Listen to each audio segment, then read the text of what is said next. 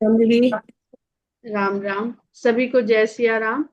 रामचरितमानस बालकांड, दोहा संख्या 87। अब ते रति तब नाथ कर, होई है नाम अनंग, बिनु बप व्यापी सबहि पुनि, सुन निज मिलन प्रसंग। तो भगवान शंकर ने जिस प्रकार इस प्रसंग में कामदेव को भस्म कर दिया, यानी कामदेव के शरीर को, देह को भस्म कर दिया, और रति के विलाप करने पर उन्होंने रति को ये सांत्वना दी, ये वचन दिया कि जब जदुवंश कृष्ण अवतारा, हो ही हरन महामहि भारा, कृष्ण तनय होई पति तोरा, बचन अन्यथा होई न मोरा। तो यहाँ पर तीन बातें समझने के लायक हैं। पहली, भगवान शंकर के विवाह के लिए देवताओं, इंद्र आदि का व्याकुल होना और काम की शरण में जाना, जिससे ये पता चलता है कि संसार में विवाह का मूल आधार काम को मानते हैं अधिकतर लोग, कि भाई अब युवा युवा हो गए हैं, युवती हो गई हैं, इनका विवाह कर देना चाहिए। प्राकृतिक या शारीरिक आवश्यकता हम इसको कह सकते हैं।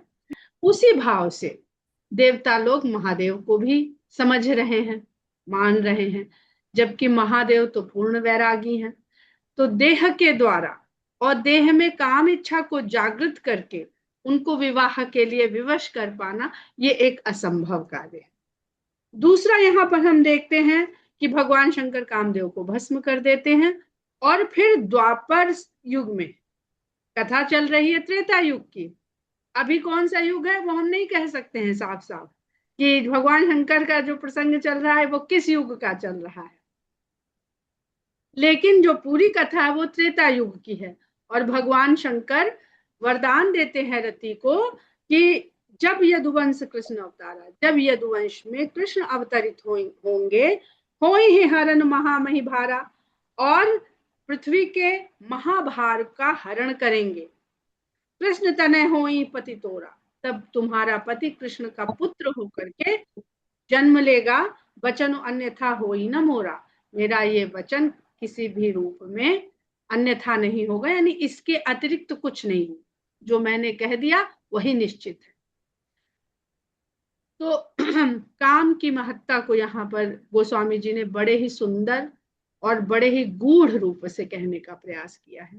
भगवान राम की कथा मर्यादा पुरुषोत्तम की कथा है, और भगवान कृष्ण की लीला, हम भगवान राम की लीला को कहें तो पूरी लीला में भगवान राम ने किसी भी मर्यादा को भंग नहीं किया है। तो राम की कथा में कामदेव अगर मर्यादा को भंग कर रहे हैं तो उनका भस्म ही हो जाना निश्चित है। काम भी मर्यादित होना चाहिए।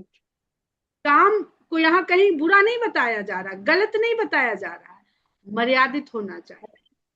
अमर्यादित काम जो है वो वासना का रूप ले लेता है और अशुद्धि को प्राप्त हो जाता है। लेकिन कृष्ण की जो लीला है वो उन्मुक्त भाव की लीला है। कृष्ण ने इस पूरी लीला में उन्मुक्त भाव ही प्रकट किया है। उसमें हर्ष है, उल्लास है, उत्सव है, खेल है, कूद है, रास लीला है, सब कुछ उसमें उन्मुक्त भाव से है। तो वो जो काम भस्म हो गया अपनी अशुद्धि के कारण, यानी उसकी जो हम कहें कि नियत के कारण, महादेव को डिगाने चला था।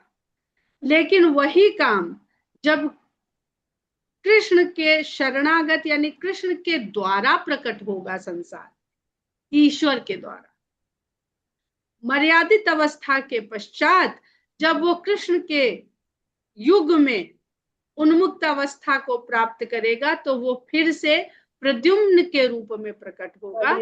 तो प्रेम का प्राकट्य है, भगवान कृष्ण और रुक्मिणी के पुत्र हैं प्रद्युम्न, तो वो विशुद्ध प्रेम है, पति पत्नी का प्रेम है, विवाह के पश्चात प्रेम के रूप में प्रद्युम्न का जन्म है।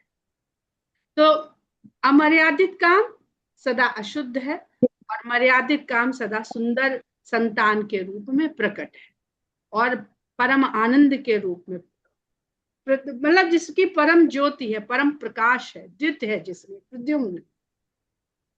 और देखिए तो गोस्वामी जी लिखते हैं सौरभ पल्लव मदन उबिलोका, तो जो अमर्यादित काम भावना है वो सौरभ पल्लव, वो छुप के रहती है।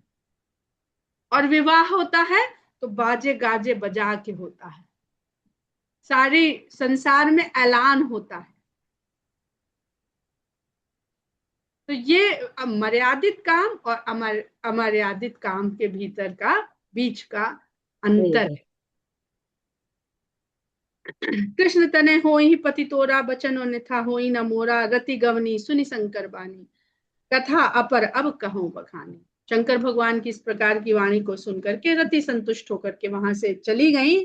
और अब अन्य आगे की कथा को सुनिए, उसका बखान हम करते हैं। देवन समाचार सब पाए, ब्रह्मादिक वैकुंठ सिधाए। जब देवताओं ने इस समाचार को सुना कि काम को भस्म कर दिया, पर रति के रोने पर भगवान शंकर ने उसको ये भी कह दिया कि अनंग होके रहेगा। या अब देखिए संसार का, संसार देवता क्या है, संसार चलाते हैं, मतलब विभाग है उनके पास। संसार चलाने वाले तो राम ही है, लेकिन अपने अपने विभाग का सबने ठेका ले रखा है, जिम्मेदारी ले रखी है। तो जब उन्होंने समाचार पाया कि नहीं, पूरी तरह समाप्त नहीं किया, अनंग रूप में काम को रख रखा है और कृष्ण के समय में उनको प्रकट भी होंगे, तो उनकी जो आशा थी, उम्मीद थी, वो बनी रही कि हम जो शिव का विवाह करवाना, अब ये रास्ता गलत चुन लिया हमने, अब हमें कोई सही रास्ता चुनना पड़ेगा। यानी काम को आधार नहीं बनाना चाहिए हमें शिव को विवाहित रूप में देखने के लिए। ब्रह्मादिक वैकुंठ सिधाए, तब ये सब समाचार सुन करके ब्रह्मा आदि के साथ सभी देवता वैकुंठ को चले गए, यानी वो कुंठा रहित हो गए कि काम हमारा होएगा, थोड़ा हमें धैर्य रखना पड़ेगा। जल्दीबाजी हो जाती है, अच्छा ऐसा हो ना जल्दी से जल्दी हो जाए, तो जहां धैर्य आता है वहां कुंठा समाप्त हो जाती है, प्रतीक्षा होने लगती है कि अरे भाई धीरज धरिए, और एक दिन पूरा होगा, भगवान शंकर ने कह दिया है तो। सब सुर विष्णु बिरंच समेता, गए जहां शिव कृपा निकेता। अब वहां से सब देवता, भगवान विष्णु वैकुंठ गए ब्रह्मादि के साथ, तो वैकुंठ से भगवान विष्णु को लिया और ब्रह्मा जी को लेकर के वहां आए जहां कृपा के निकेत भगवान शंकर निवास करते हैं। यानी ब्रह्मलोक और वैकुंठ लोक से भी सुंदर कौन सा लोक है, कृपा निकेत। जिस लोक से हमें भगवान की कृपा प्राप्त हो जाए, वो लोक या वो निकेत सबसे सुंदर है। अंत तो गत्वा शरणागति कृपा लोक में ली जाती है, वही मिलेगी। पृथक पृथक तिन कीन्ह प्रशंसा, भये प्रसन्न चंद्र अवतंसा। और अलग अलग सब लोगों ने भगवान शंकर की प्रशंसा करी, और ये सुन करके भगवान शंकर जो चंद्रमा का आभूषण धारण करने वाले हैं, वो प्रसन्न हो गए। मतलब उनका जो क्रोध भाव था वो शीतलता में परिवर्तित हो गया था। चंद्र अवतंसा, चंद्रमा का स्वभाव शीतल, और जब कामदेव को भस्म किया तो क्रोधाग्नि। बोले कृपा सिंधु बृषकेतु, कहु अमर आए के ही हेतु। बड़ा सुंदर सब शब्द गोस्वामी जी देवताओं के लिए यहाँ ले रहे हैं, अमर। देवता अमर हैं, तो जितनी भी उनकी आशाएं हैं, जितने भी, लेकिन उनकी जो कार्य प्रणाली है वो भी अमर है। बार बार वो डिगते हैं और बार बार वो सीखते हैं। तब कृपा के सागर वृषकेतु भगवान शंकर कहते हैं, हे अमर, आप किस कारण से यहाँ, हे देवता जन आप लोग यहाँ किस कारण पधारे हैं। कहे विधि तुम प्रभु अंतर्यामी। तब ब्रह्मा जी कहते हैं, हे प्रभु आप तो अंतर्यामी हैं, आप क्या पूछ रहे हैं किस लिए पधारे हैं, आप तो जानते ही हैं कि हम किस लिए पधारे हैं। तो जब जानते ही हैं तो देखिए अब देवताओं का कैसे बदल जाता है। एक उम्मीद की किरण दिखती है, पूरी सोच की प्रणाली बदल जाती है। तो कहते हैं ना, आदमी पॉजिटिव हो जाता है तो उसी चीज को दूसरी तरह देखने लगता है। जिस गिलास को आधा खाली कह रहा था, उस गिलास को आधा भरा कहने लगता है। तदपि भगति बस बिनवो स्वामी, आप तो अंतर्यामी हैं, लेकिन भक्ति के वश में होकर के हम आपसे विनती किए बिना रह नहीं पा रहे हैं, तो आपसे विनती करते हैं। सकल सुरन के हृदय शंकर परम उछाहु, निज नयन देखा चाहि, नाथ तुम्हार विवाह। कहते हैं, ब्रह्मा जी कहते हैं कि ये जो देवता लोग आए हैं साथ में, सकल सुरन के हृदय, इनके हृदय में बड़ा उत्साह हो रहा है। देखिए, बहुत दिन तक घर में कुछ ना हो तो मन करता है कि कोई पार्टी हो जाए, जीवन के एक रास्ता टूटे, थोड़ा मित्र बुलाए जाए, रिश्तेदार बुलाए जाए, धूम धड़ाका हो, म्यूजिक बजे, खाना बने बढ़िया बढ़िया, तो वो एक रास्ता टूटती है जीवन की। तो अब दूसरी तरह से कह रहे हैं, कहते हैं कि ये देवताओं के मन में परम उत्साह पैदा हो गया है। हे प्रभु, हे शंकर, ये अपनी आंखों से आपका विवाह देखना चाहते हैं। यानी सारा का सारा यहाँ पर सगुण रूप भगवान का, काम को तुमने अनंग कर दिया, ठीक है, अब ये अनंग को अनंग रहने दो, लेकिन साकार रूप से ये आपके विवाह को देखना चाहते हैं, उस उत्सव को देखना चाहते हैं। यह उत्सव देखिए भरी लोचन, सोई कछु करहु मदन मद मोचन। अब जिसको उन्होंने भेजा था उसका घमंड तो चूर चूर कर दिया भगवान शंकर ने, तो उनको तो और परेशान हो जाना चाहिए, अब क्या होगा। लेकिन क्योंकि भगवान शंकर ने जिस तरह से पूरे संग में कहा, सुना, वरदान दिया, उसके कारण उनके मन में अब वही कामदेव के भस्म हो जाने की चिंता नहीं है, वही उनके आनंद का कारण बन गया। कहते हैं कि अब आप, ये लोग अपनी आंखों से इस उत्सव को देखना चाहते हैं, तो आप ही कुछ करिए। हे मदन मद मोचन, मदन के घमंड को समाप्त कर, मुक्त करने वाले, उसे घमंड से मुक्त करने वाले, मदन के मद को छुड़ाने वाले, अब आप ही कुछ करिए। काम जारी रति कहूं बरुदीना, कृपा सिंधु यह अति भल कीना।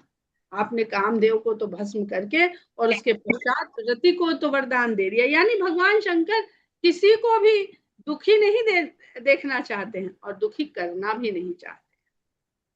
तो कहते हैं आपने कामदेव को भस्म किया, ये बहुत अच्छा किया, बहुत फैलाता था अपना प्रपंच, जिधर देखिए उधर, तो बड़ा अच्छा किया, यानी चित्त भी मेरी, पट भी मेरी देवता कर रहे हैं। ज्योतिषाचार्यों के पास जाइए ना, वो कह देंगे ये ग्रह दशा बड़ी अच्छी है, आपका काम जरूर बनेगा, और काम ना बने फिर जाए तो कहते अरे हमने ये ग्रह तो देखा था, इस ग्रह पर दृष्टि तो इस ग्रह की, ये तो ध्यान ही नहीं दिया था, इसने बिगाड़ दिया काम। तो ये संसार में किस तरह देवी देवता प्रपंच फैलाते हैं, और किस तरह मनुष्य, सब मनुष्य ही देव हैं, मनुष्य ही असुर हैं, तो वो किस तरह से, अगर सोच उस समय पॉजिटिव है तो हर चीज पॉजिटिव ले लेते हैं, और सोच उस समय नेगेटिव है तो हर चीज नेगेटिव ले लेते हैं। आपने कामदेव को भस्म किया और उसके पश्चात रति को वरदान भी दे दिया। हे कृपा के सागर, ये आपने बड़ा अच्छा किया, क्योंकि इससे भी संसार का भला है, उससे भी संसार का भला है। अब काम मर्यादित रूप में रहेगा, रति के साथ ही रहेगा, रति के को ही मिलेगा, ये दुनिया में प्रपंच नहीं फैलाएगा कि जो जिसको देखे और काम पीड़ित हो जाए। जड़ चेतन सब स्त्री पुरुष में देखें एक दूसरे को ऑपोजिट और काम के अधीन हो जाए, ये आपने बहुत बढ़िया अंकुश जो लगा दिया, ये बहुत बढ़िया काम किया। सासति करि पुनि करहि पसाऊ, नाथ प्रभु न कर सहज सुबाऊ। सांसति, सांसति जो एक शब्द है अवध में बहुत बोला जाता है, जान सांसत में आना, यानी ऐसी ऐसी दुविधा में पड़ जाना कि लगे अब सांस ही नहीं आएगी, सांस ही रुक जाएगी। तो कहते हैं आपने पहले सांसत में डाला और फिर उसके बाद सबको आपने प्रसन्न कर दिया। ये तो है भगवान, आपका सहज स्वभाव है, आप किसी का बुरा नहीं चाहते हैं, आप करना भला ही चाहते हैं। उसका जो प्रक्रिया हो जाती है वो ऐसा लगता है कि जान सांसत में आ गई, लेकिन कहते हैं ना हर हर बात के पीछे कोई ना कोई अच्छाई होती है। तो जो काम को भस्म किया उसके पीछे बहुत बड़ी अच्छाई है कि अब संसार में काम अपने सीमित रूप में रहेगा। पार्वती तपकीन अपारा, अब अपनी बात पर आते हैं धीरे धीरे। करहुतास, जब कोई क्रोध में होता है ना तो उसके पास जाके धीरे धीरे बात कही जाती है, धीरे धीरे मूड देखा जाता है और धीरे धीरे मूड बदला भी जाता है। पहले थोड़ा प्रसन्न कर लो, ये कर लो, तब फिर अगली बात रखो, पता चला अभी उनको भस्म किया, हमें भी यहाँ निकाल देंगे कि कहाँ चले आए तुम, सब पे भी तुमको अकल नहीं आई है। तो पार्वती के माध्यम से, पार्वती के प्रेम को बताते हुए अब उस तरफ से आ रहे हैं। पर बहुत बहुत सुंदर प्रसंग है, अगर आप इसको विवाह, पति पत्नी और काम, इन तीनों के द्वारा समझने का प्रयास करेंगे। हे प्रभु, पार्वती ने बहुत कठिन तपस्या करी, अपार तप किया है, करहूं तासु अब अंगीकारा। अब उनको आप ग्रहण करिए, अंगीकार कर लीजिए। सुन विधि विनय समुझ प्रभु बानी, ऐसे ही हो कहा सुखमानी। तब देवन दुंदुभी बजाई, बरसी सुमन जय जय सुर साई। सुनि बुद्धि विनय, विधि विनय समुझ प्रभु बानी। तो जब अब विधाता कौन सी वाणी बोल रहे हैं? जो भगवान पहले ही इच्छा अपनी विनती के रूप में भगवान शंकर से कहे। तो विधाता करता सब कुछ है, विधि के अनुसार करता है, लेकिन उसके पीछे इच्छा या निर्देश या आदेश, जो जैसी भावना हो, वो प्रभु का ही होता है। कहते हैं इस प्रकार विधाता की, ब्रह्मा जी की विनय को जब सुना शंकर भगवान ने, तो प्रभु की वाणी को समझ में आ गया। तो पहले ही कह गए थे, अब ये सब जो है, तो हर चीज की एक प्रोसेस होती है, उस प्रोसेस से उसे गुजर कर ही परिणाम तक पहुंचा जा सकता है, शॉर्टकट नहीं होता है। ऐसे ही हो कहा सुख मानी, बड़े सुखी हो गए और बोले ऐसा ही होगा। तब देवन ने दुंदुभी बजाई, जैसे ही भगवान शंकर ने कहा कि अच्छा ठीक है, तुम लोगों को बड़ा मन है मेरा विवाह करने, तो चलो भाई, तुम्हारे कहने से हम तैयार हैं विवाह के लिए, और कन्या भी तुम बता दिए हो पार्वती, तो ठीक है भाई, हमें कुछ खोजबीन भी नहीं करनी है, ऐसा ही करेंगे। तब देवता बड़े खुश हो गए, नगाड़े बजाने लगे और पुष्पों की वर्षा करते हुए भगवान शंकर की जय जयकार करने लगे। अवसर जान सब ऋषि आए, आनंद की अवस्था है। काम को भस्म करने के बाद साधना की अवस्था को अगर आप देखें, तो साधना के मार्ग में क्या क्या रोड़े आते हैं। साधना के मार्ग में अंतिम रोड़ा काम का आता है। पहले जितने भी रोड़े आए माता पार्वती के द्वारा, क्योंकि भगवान शंकर तो परम चेतना है, परमात्मा है, लेकिन माता पार्वती जीव के रूप में उन्होंने किस प्रकार तपस्या करी और अपनी मार्ग की जो देह की आवश्यकताएं थी उनको किस प्रकार उन्होंने जीता, भूख प्यास, और अंत में जो काम भावना है उसको चलाने का जब प्रयास किया तो वो भस्म हो गई। तो साधना की पूर्णता तभी है जब भूख प्यास के साथ साथ काम पर भी विजय पा ली जाए। वही सप्तऋषि हैं, सातों चक्रों के कह लीजिए, सातों लोकों के कह लीजिए, जो मर्जी हो, जैसे आपको ये सप्तऋषि समझ में आते हो वैसे समझिए। ये अच्छा अवसर जान करके सप्तऋषि वहां पर पधारे और तुरंत ही विधिगिरि भवन पठाए। ब्रह्मा जी ने तुरंत उनको हिमवान के घर भेज दिया। अरे अब यहाँ कर दिया, अब जल्दी जाओ। लड़के ने, वर ने हाँ बोल दिए, इससे पहले कि फिर समाधि में बैठ जाए। फिर पता चला 87,000 वर्ष के लिए फिर समाधि में बैठ गए। तो तुरंत हिमवान के भवन भेजा। प्रथम गए जहाँ रही भवानी, बोले मधुर बचन छल सानी। तो सबसे पहले सप्तऋषि वहां गए जहां भवानी विराजमान थी और उनसे छल से सानते हुए ये वाणी बोलते हैं। कहा हमारे न सुने हो तब नारद के उपदेश, अब भा झूठ तुम्हारपन जारे काम महेश। तुमने नारद के उपदेश को मान करके हमारा कहना नहीं माना। हमने तुम्हें लाख समझाया कि शंकर से विवाह की मत सोचो, पर तुम मानी नहीं। अब बताओ, अब भा झूठ तुम्हारपन, अब तो तुम्हारा प्रण झूठा होने वाला है, क्योंकि शंकर ने तो काम को ही भस्म कर दिया। विवाह में काम की महत्ता जो संसार समझता। और पार्वती जी कितना सुंदर उत्तर देती हैं, वो सुनने और समझने लायक है। सुनी बोली मुस्काई भवानी, उचित कहे मुनि पर विज्ञानी, तुम्हारे जान काम अब जारा, अब लग समुद्र रहे सविकारा। कहती हैं इन सप्तऋषियों की बात सुन करके माता भवानी मुस्कुराती हैं और कहती हैं, हे विज्ञानी मुनीश्वरों, मुनिश्रेष्ठों, आपने बहुत उचित बात कही। हम तो पहले से ही ये सब जानते थे, लेकिन तुम्हारे जान काम अब जा रहा। तुम्हारी जानकारी में शंकर ने काम को अब भस्म किया, तो आपके अनुसार, आपकी जानकारी में तो अभी तक वो काम के साथ थे, यानी काम रूपी विकार उनके भीतर था। तो अब वो काम रूपी विकार भस्म हो गया, अब लगी शंभु रहे सबिकारा। तो आपके अनुसार तो इस वर में जितने दोष आपने बताए थे उसमें एक दोष ये भी था, और अब आप ही आके कह रहे हो कि काम को भस्म कर दिया, हमरे जान सदाशिव जोगी।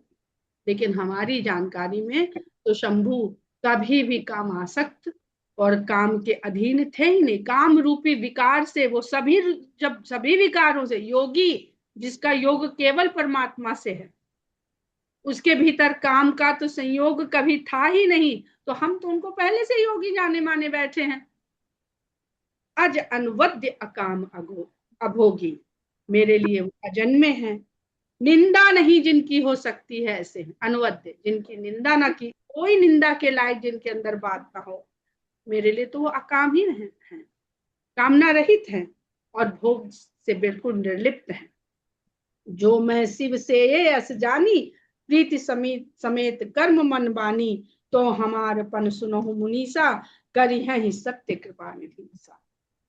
मैंने शंकर को काम रहित ही जान करके उनकी सेवा करी, उनको पाने के लिए तपस्या करी, और प्रीति समेत कर्म मन बानी, मन वचन कर्म से मैंने ये जान करके उनसे प्रेम किया। और अगर मैंने किया है तो हमारे पुण्य सुनो तो हे मुनीश्वर, आप ये सुन लीजिए कि जो जिस प्रण को आप जाने की बात कर रहे हैं, उसको तो अब कृपानिधि ईश्वर सत्य करेंगे, क्योंकि हमने कामासक्त शिव को कभी जाना ही नहीं है ही नहीं। तुम जो कहा हर जारे उमारा, सोई अति बड़ अविवेक तुम्हारा। तुम जो कहा हर जारे उमारा, जो आप कह रहे हैं कि शंकर ने कामदेव को जला दिया है, मारा यानी कामदेव और हर यानी शंकर, आप जो ये कह रहे हैं कि शंकर ने कामदेव को जला दिया, सोई अति बड़ा अविवेक हो तुम्हारा, इससे बड़ा अविवेक हम आपको और क्या बताएं। आपके भीतर तात अनल कर सहज स्वभाव, हिमित ही निकट जाई नहीं गाओ। ये तो अग्नि का सहज स्वभाव है कि हिमते ही, जाड़ा उसके पास जाता नहीं है, और जाता है तो समाप्त हो जाता। हिमते ही निकट, हिम जैसा जाड़ा उसके पास जाता नहीं है। अब देखिए कितना सुंदर प्रसंग है। भगवान शंकर कैलाश के वासी, हिमवान हिमालय के राजा, पार्वती हिमालय की पुत्री, और भगवान शंकर को यहाँ पर पार्वती जी अग्नि के रूप में कह रही है। तो कामदेव को किसने भस्म किया? कामदेव खुद ही भस्म होने चले गए। अब यहाँ पे शीतल कहा जा रहा है, हिम कहा जा रहा है, तो काम का जो प्रभाव होता है वो बड़ा सुंदर लगता है, शीतल लगता है। शीतल का मतलब, जबकि काम को कामाग्नि कहा गया है, लेकिन कामाग्नि के पास व्यक्ति क्यों जाता है? क्योंकि उसको सुख बड़ा महसूस होता, और सुख का अर्थ यहाँ शीतलता से है। तो अगर वो ऐसा झूठा झूठा सुख है ना, कामाग्नि है और शीतलता के साथ उसको लिख रहे हैं, तो वो शंकर के पास जाके तो उसको समाप्त हो ही जाना, उसका प्रभाव रखना रह ही नहीं जाना है। गए समीप सो अवश्य नसाई, जाड़ा अगर स्वयं अग्नि के पास चल के जाएगा तो उसका तो अवश्य नाश होगा। असी मनमथ महेश की नाई, ऐसा ही कामदेव और शंकर के साथ हुआ। इस जो आप घटना पूरी हमें बता रहे हैं, ये हर से मुनि बचन सुन देख प्रीत विश्वास, चले भवानी ही नाई सिर गए ही चले। पार्वती जी के प्रेम और विश्वास को सुन करके सप्तऋषि हर्षित हुए। अब सप्तऋषि को ऐसा लगता नहीं था, वो केवल परीक्षा लेने के लिए ऐसा प्रभाव शंकर का बता रहे। अब इसको कोई कोट कर दे और ये कह दे कि सप्तऋषि तो ऐसा शंकर के बारे में मानते थे, तो जब तक पूरा प्रसंग नहीं कोई जानेगा तो वो इस तरह से क्यों कर रहे हैं वो नहीं समझ में आएगा। और भवानी को शीश नवा करके फिर वो हिमाचल के पास चले जाते हैं। सब प्रसंग गिरिपति सुनावा, मदन दहन सुन अति दुख पावा, बहुरी कहे उरति कर बरदाना, सुन हिमवंत बहुत सुन। संसार का ऐसे ही संसार की प्रतिक्रिया होती है जैसे इस समय हिमवान की हो रही है। सप्तऋषि जाते हैं गिरिपति के पास, हिमवान के पास जाते हैं और उन्हें पूरा प्रसंग सुनाते हैं। जब मदन के जल करके भस्म हो जाने की बात सुनते हैं हिमवान तो बड़े दुखी होते हैं और बहुरी कहु रति कर वरदाना। लेकिन जब सप्तऋषि उनको रति को दिए गए वरदान के बारे में बताते हैं, सुनी हिमवंत बहुत सुख हुआ। हिमवान उसको सुन करके सुख अनुभव करते हैं। हृदय विचारी शंभु प्रभुताई, सादर मुनि बर लिए बुलाई। और शंकर की प्रभुता को हृदय में विचारते हैं। जो हम लोगों ने बातचीत करी ऐसा ही विचार विमर्श वो अपने भीतर पाते हैं। सादर मुनि बर लिए बुलाई। अब अगर इसको हम सांसारिक रूप में देखें और भगवान शंकर और माता पार्वती को इस प्रसंग में यहाँ छोड़ देते हैं।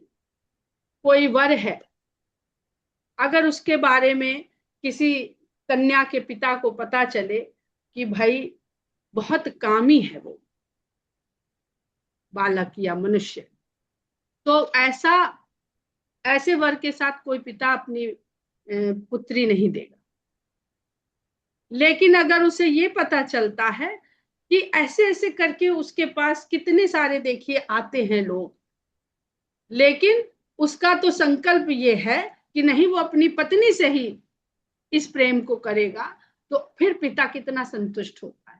थोड़ा सा इसको संसारिक भाषा में भाव में हम लोग को कहना उचित नहीं है, लेकिन आप इसको थोड़ा सा जोड़ के देखेंगे तो इसके सांसारिक अर्थ भी आपको समझ में आएंगे अध्यात्म के अलावा।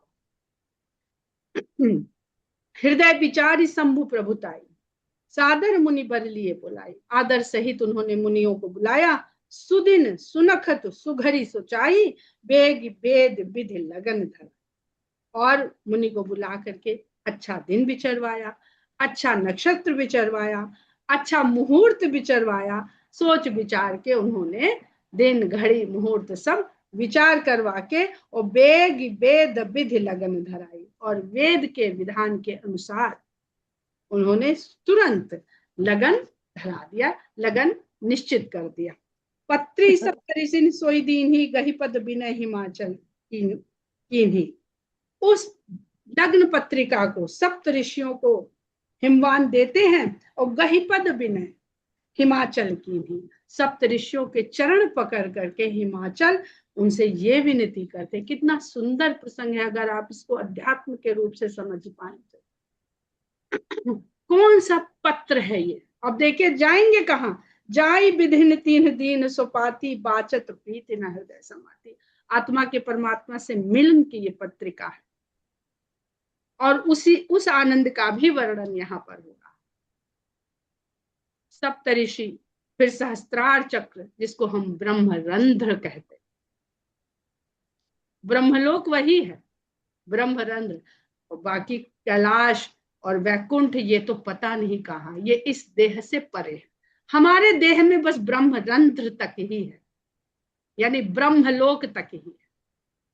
उसके बाद के जितने लोग हैं वो इस देह से मुक्त होने के बाद ही पहुंच सकते हैं। देह को साधन बना के हम केवल ब्रह्मलोक तक की यात्रा कर सकते हैं, वो भी कितनी कठिन यात्रा। पत्रिन सप्तऋषिन सोई दीन्ही, गही पद विनय हिमाचल कीन्ही। जाई विधिन तीन दीन सुपाती।